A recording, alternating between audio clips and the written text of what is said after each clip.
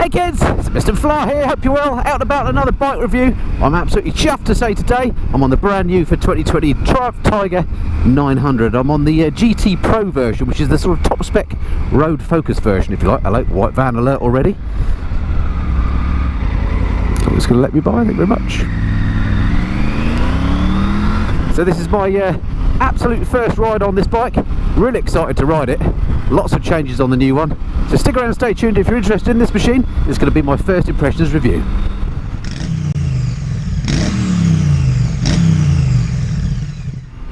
So I've literally jumped on this machine about 15 minutes ago. This is my first little expedition out on a slightly damp day, but generally alright. And I have to tell you already, this bike is blowing me away. Now I don't say that very often about bikes, and it's not because I'm a Triumph fanboy, although I admit I am, I do like Triumphs. But I know the old Tiger 800 pretty well because I did that big tour last year in Thailand that you may have been watching on the channel. And I really gelled with that bike over a period of time. I didn't think I was going to particularly because I had a pillion with me the whole time. But actually by the end of it I thought, you know what, this is a really great bike. Well, this new 900 is that plus. It is just so much nicer in every way, and the other bike was nice. Now, I'm not entirely sure where I'm going to go on this review. I'm just a bit excited to be on this bike, to be honest. It's everything about it just seems to work well. First thing that strikes you is just how light and agile it feels. I've got it in sport mode and it absolutely flies. It's really eager for a bike that's only got something like 95 brake horsepower. It feels super quick and much more agile than the old bike. It just feels light. And that's the other great thing. When I moved it out of my garage earlier, compared to other big adventure bikes I've recently been riding, I'll mention no names, but Africa Twin, my goodness me, this feels so much lighter in comparison. It even feels light compared to my GS, which, although a big heavy bike, carries its weight low. This feels even lighter than that, certainly much lighter than the old 800, and that's a big plus for me, being a sort of a small wimpy fella. Very easy to move around. Anyway, enough about that. What's it like to actually ride? Well, in terms of comfort, the riding position feels exactly the same as the old Tiger did, which is a good thing, by the way. Just this quick shifter on here is amazing. I'm not quite going to get the chance to get by the BMW. Anyway, yeah, so comfort wise, the riding position feels exactly the same as the old 800. Feels to me exactly the same actually as a GS. That sort of triangle between your hands, bum and feet is that sort of feel. You're sitting upright, but it's I'm a little bit led forward, so it's, I wouldn't call it sporty, but it's certainly a comfortable position to be in, and the seat itself feels lovely and soft. No need to replace this, I have to say. And the other great thing about the seat on this particular version of the bike, the GT Pro, as I say, is it's got a heated seat on it, and not only the rider's seat, but the pillion as well, which is a brilliant thing. And it's got heated grips. So I'm recording this at the back end of winter. It's not a particularly warm day. I think it's something like 7 degrees out, 8 degrees I've just noticed. But absolutely toasty on here. So comfort seems to be really, really nice. In terms of wind protection, it doesn't look like a huge frontal area, but the lower part of me certainly is well protected from wind blast. And I'm not getting any turbulent air off of the screen on my helmet. I'm wearing my peaked Array Tour X4 and it's not being buffeted around by turbulent air, I'm glad to say. And that's with the screen in its lowest position. Now I'm going to see if I can move this screen while you're going along. To adjust it, you basically push it forward out of these clips here and then lift it. So there we go, it is possible to do one-handed while you're moving. So that's in its upper position. And I can't really feel any difference in terms of wind protection from it in the upper position. The only thing there is the edge of that screen I'm looking through, which sort of annoys me a bit, so I think we'll leave it in the lower position for now. But yeah, wind protection, certainly on these back roads, seems pretty good. Of course, I'd have to ride it on a motorway or dual carriageway to see what it was like on faster speeds. Mirrors work well. Just have a little look behind me, see if there's anyone around. Oh, hello, who's that? Hello, sir. On a Beamer. Right, there's nothing behind me. I'm just going to come around here and check the brakes on here. Oh, front brake is excellent. Not too much fork dive either, which is nice. Let's just try the rear brake. Yeah, rear brake's okay in the way that rear brakes are on bikes. The brakes on here are top spec Brembo Stylema on the front, the monoblocks, so they're kind of sports bike spec brakes. They really are good. This new bike, all sorts of changes over the older machine, most notably an increase in CC. I guess that's largely to do with being Euro 5 compliant. And at the same time, they've done a redesign of the engine generally, and they've got this new firing order that I'm sure you've heard about, this 132 firing order, which is supposed to make the bike a little bit more friendly if you're an off-roading type. Well, I'm definitely not an off-roading type. And I was a bit worried because I saw some other reviews on the bike where they said that had introduced a bit of lumpiness to the machine. Well, I'm not detecting it so far, is all I can say. It still sounds like a triple, I'm glad to say. Triumph are masters at the triple engine.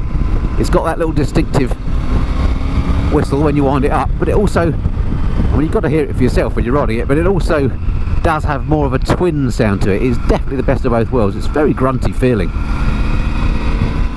And okay, it's not as smooth as, say, my street triple, and the engine on this is derived from the engine on that, but it's certainly not a rough engine by any stretch of the imagination.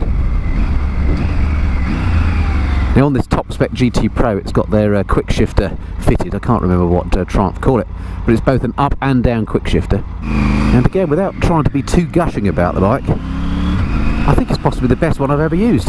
It just works. It's smooth as you like at any speed. Going down the box and up through it, it just works. It doesn't feel like you're crashing gears together, and it might not really want to do what you're asking for it. I mean, you just don't need to use the clutch on this bike. It's brilliant, unless you come to a stop, of course, and then you need to stop it stalling. But yeah, amazing quick shifter on here. It's really nice. The other thing that Triumph have really upped on this bike is the electronics package. They fitted this new TFT screen on here on these top spec bikes. And by the way, you probably know, but there are two kind of strands of these bikes now. They don't have all the weird nomenclature with XCX and XCA and all that I never really understood. But now there's the GT bikes, which are the Grand Tourers for the on-road, and then there's the rally bikes, and they're the ones that you use off-road. And then there's the standard version and the Pro of each of them, so it's much more easy to understand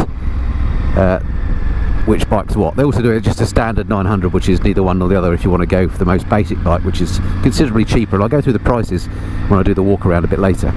Let's say this is the top GT Pro, so it's got all the bells and whistles, and this has got, I suppose, the fundamental difference between this and the Rally is it's got the smaller front wheel, the 19 inch as opposed to the 21, and it has slightly less knobbly tyres.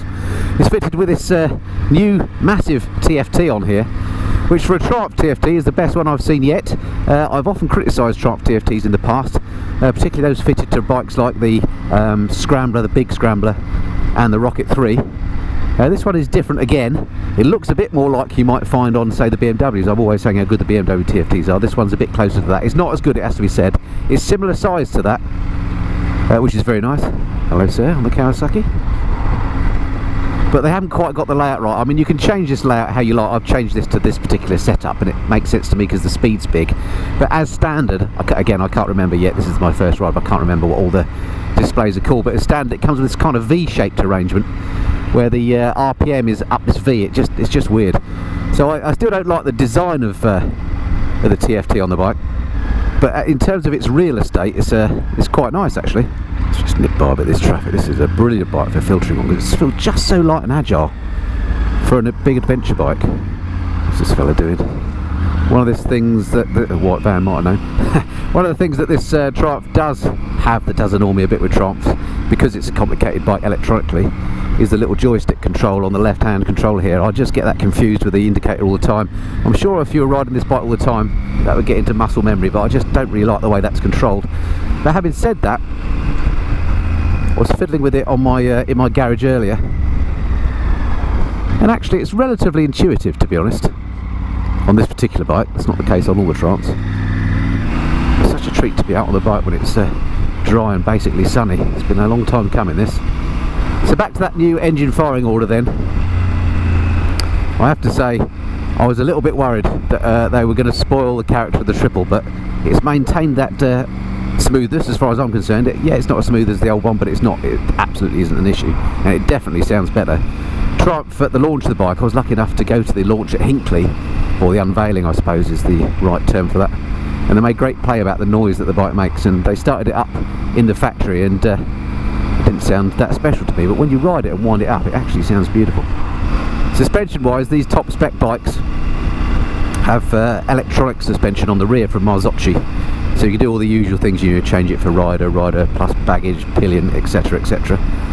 all the things we've come to expect from electronic suspension. And the front's Marzocchi 2 fully adjustable. As I mentioned earlier, I've got this in sport mode at the moment, so the suspension is set relatively stiff, but it does make the handling nice. Oh, you've got to love the southeast and traffic. Will I get an opportunity to squirt by some of this? White van's turning off at least.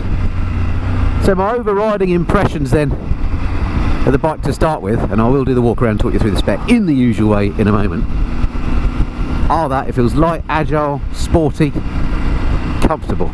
Those are the things that frankly I want from a bike. And also I do think they've done a nice job on the design of this bike and the looks of it. I think it looks really nice now, particularly with the slimmer front LED lights on this. What I'm not keen on is this white colour scheme on here. Triumph for some reason are doing a bit rubbish paint schemes at the moment in my mind. This particular version, the GT Pro, comes in a red and a white and a black. And of the three, the black looks best, I think. It's a bit disappointed I've got the white one, but there you go. But out of the whole batch, there's no doubt the Rally Pro in green and white looks absolutely brilliant, and I'm hoping in the fullness of time, if the world ever returns to normal, I will get the chance to try that one as well. That's the more off-road focused one. If I can get that later in the summer when it's drier, I might even be able to attempt a green lane. No promises, but we'll see. I'm not good when it comes to big bikes off-road, but this thing is pretty confidence inspiring. The seat height nice and low. I think it varies between 810mm and 830, I think. And they've done a job to narrow the sort of waist of it so you can get your feet on the deck easier. And I can absolutely flat foot this either side in its standard setting, and I'm 5'8". So that again adds the confidence inspiring feel. Yeah, really nice job, Triumph. I'm impressed with this. Sorry I'm sounding so gushing, but I'm surprised that it's so much improved on the old bike when the old bike was already good. Right, just up here on the left is one of my favourite little roads around here. I'll head up there, and there's a spot I've got in mind that I can park the bike up and do the walk around. So I'll find that and then I'll talk you through the spec. Stick around. Alrighty, here's the little spot I had in mind. It just looks really nice on this village green to me. Shame the sun's not a little bit brighter, but it's a little turn off up here. But, hopefully I can just get up, park the bike up, show you around. Just get her off the road. Here we go. I'm feeling very confident on this bike already. I don't want to talk anything up, but it is a very confidence inspiring bike. Right, let's just leave her here. Kill the indicator. Find neutral. How easy is that? Very easy indeed. And look, my feet flat on the deck, either side, no problem at all. Stand is easy to find, and I'm glad to say no keyless ignition. I'm not a fan of that gumph. Right, is that going to stay? A little bit precarious, but a bit on the but you get the idea. And in fact, let's straighten it up. Alright, so yeah, so as you can obviously see, this is the 900 GT Pro in white. It's not bad in white, it just looks so much better, I think, that Rally in the green. But as I say, if I had this one, which might make more sense for me because it's the road focus one, then I'd probably go for the black, which looks pretty cool. Anyway, in the usual way, let me get my phone out and I'll show you around the bike, talk you through the spec. Okay, here we go then, the brand new for 2020 Triumph Tiger 900. Must just say big thank you to Triumph UK for making this bike available to me. I think it looks splendid. The old bike wasn't a bad looker, but this one now with the beak on all of them and these splendid new lights on this front end, I think it just looks absolutely amazing. Lovely fit and finish as usual on here, with things like this raised lettering on the Triumph logo, which looks great. Just the finishes on the engine cases and everything just look beautiful on here. The paint is lustrous, albeit not my favourite colour. Something that lets a lot of Triumphs down are these little, I think, these little plastic brake reservoirs. Not keen on that, but in the main, Triumph do a really nice job now on the design of their bikes, don't they? Anyway, enough about that. That's a matter of personal taste, I guess.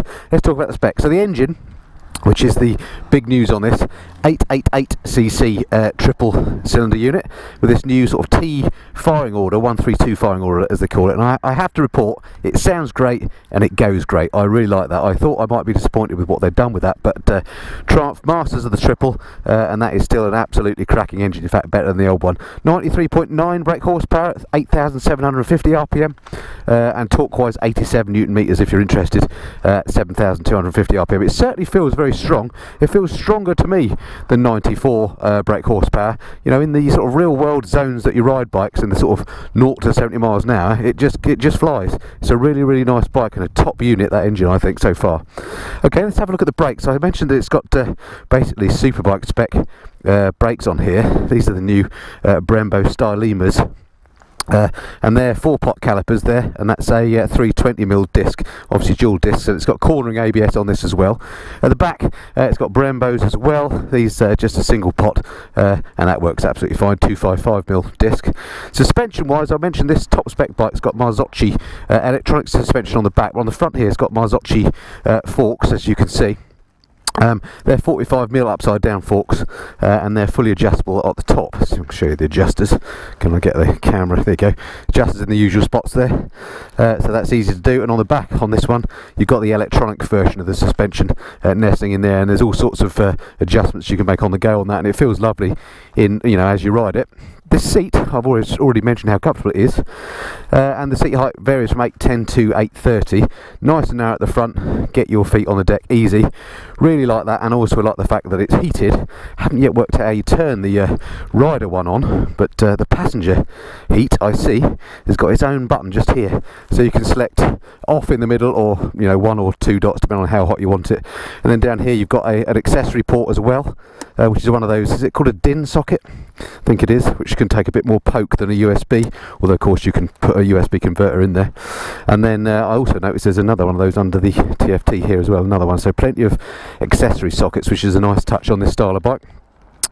What else to say? Weight, 198 kilograms dry, so not particularly heavy for an adventure bike, and it certainly doesn't feel heavy. I guess these days are regarded as mid-sized adventure bikes, aren't they? But it feels very, very light, as I've said several times, particularly when you compare it against one of its competitors, say the BMW F850 GS, which I loved, but was just so heavy. This is just in another league of lightness in comparison to that bike. Tank capacity on here, very respectable actually, 20 litres this tank will carry, and at the moment it's telling me it's doing something like 50 miles per gallon, so pretty good range I imagine out of this. One of the things I mentioned is it's got an amazing electronic suite on here. Let me list off some of the stuff that this GT Pro has got. It's got the Triumph My Connectivity system, so you can hook it up to a GoPro and your phone for nav and all that sort of thing. I need to work out how that all works. I don't think I've got a manual for the bike, so we'll have to download and do some studying for that, and a bit of RTFM. LED fog lights on here, let me show you those. LED lights all round actually, the indicators and the headlights as well, LED of course. It's got Triumph Shift Assist, it's got optimised cornering ABS and traction control, cruise control, heated grips, tyre pressure monitoring. Basically everything and anything you want on a bike this seems to have. 7-inch that TFT as well, I noted here. In terms of pricing, absolutely amazing pricing I think. The GT Pro in pure white like this, with all this, 12,800 according to the website, which I think is an awful lot of bike for the money. If you go for the basic Tiger 800 without all the extra electronics, you can get one of those for 9,500 on the road. I think that's excellent pricing. I've already mentioned this one comes in white, red or black. I think the black looks best on the GT Pro, but the real looker is the green Rally, as I mentioned. Alrighty, that's it I think for the walk around. Yeah, let's jump on her and ride her some more. Alright, so this is one of those classic cases where I'm known for dropping bikes or letting them go. A slippery field. I'm going to attempt to turn the bike around. Here we go, right, stands up. First gear. Ooh. It's been pretty wet of late, so this grass is pretty slippy, and I don't want to mess up their cricket ground, so let's get off it pronto. Ah, good, no drama. One of the strange things about this redesign of the Tiger, I think, is that they have gone for this new firing order, which does sound good, as I say. The reason Trump said that they've done that is to make it a bit more off-road friendly, whereas of course most of these bikes I would put out there are going to be used as touring machines and not off-road at all. So maybe, you know, let's assume 10% of people take their bikes off-road, and that might be a generous assumption. So for 10% they've had the change in the engine. All that said, it is not a bad change in the engine, and it doesn't make this on-road experience any less enjoyable. But I just thought that was a bit odd when they announced that that's why they'd made the changes to the engine. But As I said, it's a cracking engine and a cracking bike as well. Yeah, it's great in sports mode. Let's try some of the other modes out of interest. Remember how to change it. The M button mode. Here we go. So we've got sport, rain, road, off-road. What else have we got? Oh, it went before I had a chance to change it. Off-road, rain, rider, rain, road. Let's just try it in road mode, because that sort of makes sense at the moment. There we go, we're in road mode. Throttle doesn't feel quite as responsive, but not a huge difference. The damping has changed in road mode. As you can see, I've got the display set up at the moment, so it's showing damping, look, and I can change that with the little joystick. I can take it right the way down to extreme comfort. Let's try that. See if there's much difference. Oh yeah, actually I can feel the bike is a bit more soft like that. Loving the way this sounds.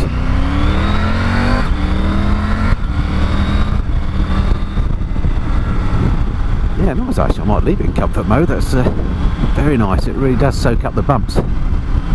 Liking that a lot. This quick shifter is awesome. Alrighty, well, that's my first ride on the Tiger 900. Thrilled to say that Triumph UK have lent me this bike for a couple of weeks, and if I can, I'm going to ride it as much as possible. In the usual way, I'm going to learn all I can about the bike, not just the good things, but over a period of time there'll be some things about it that annoy me as well, and I'll make a couple more videos for you at least, including the lessons that I learned, both the good and the bad things about the bike. So if you're interested in this machine, what it's like to live with, and I'll be bringing you that video very soon. Stick around, stay tuned to the channel for that. If, by the way, this is the first time you've seen one of my videos, I don't just do bike reviews here on the Missing Flyer. I try and keep the variety as wide as I can. I do bits and pieces about looking after your bike. I do trips and tours at home and abroad, things in the garage, product reviews, basically anything and everything to do with motorcycles. I try and do it here on the Missing Flyer. If you haven't done so already, it'd be fantastic. Have you hit that subscribe button down below, and that way I can see you on the next video. Shall I be a bit naughty and weave through to the front? Why not? I'm not sure that's really naughty, but gets me in front of the traffic. We're off. One little annoyance I've just spotted actually from stopping to do the walk around and then jumping back on again is that the heated grips have turned themselves back off. It's obviously one of those bikes that resets itself when you turn it off, which is slightly annoying. I'd like them to stay as you left them.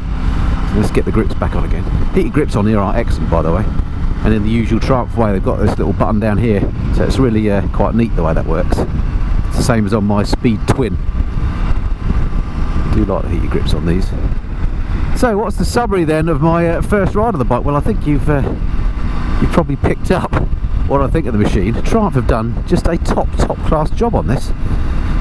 Oh, actually something else I've just noticed that I didn't like about the old Tiger that is better now. One of the criticisms I had, if you look back at my previous reviews of the previous Tiger 800, which as I say I rode quite a lot, one of the things I disliked about that was when you looked in this area, there's a lot of what looked like unfinished business going on. Well, this is much neater now. They've put these bits of plastic up the side here.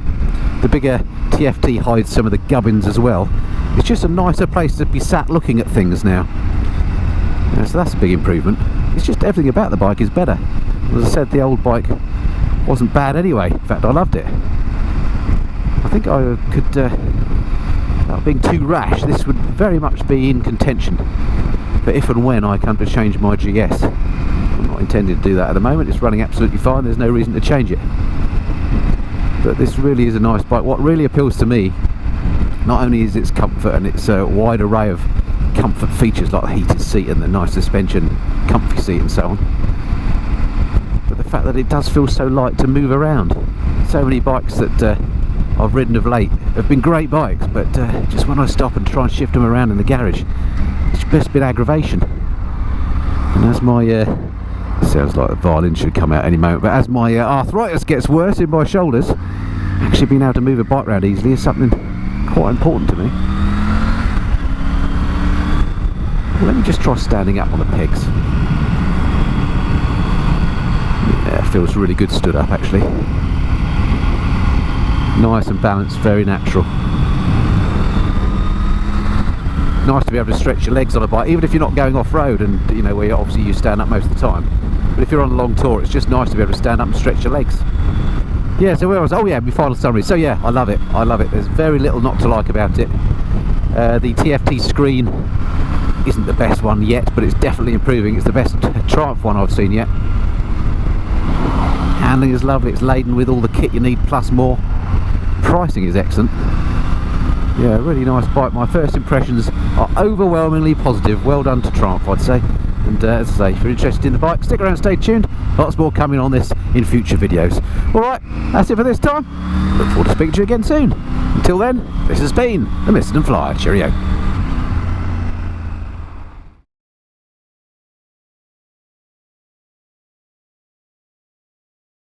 Alright, so she's back in sport mode now, and I've ramped the damping right up to sport. I mean, it now makes sense, this little graph here, that you can move up and down quite easily with the little joystick that I always moan about. So you've got all these various gradations of setting on the suspension. But with the damping set right at the very top of sport and in sport riding mode, it just becomes a bit of a beast, this bike. It really is rather splendid. Well done, Triumph.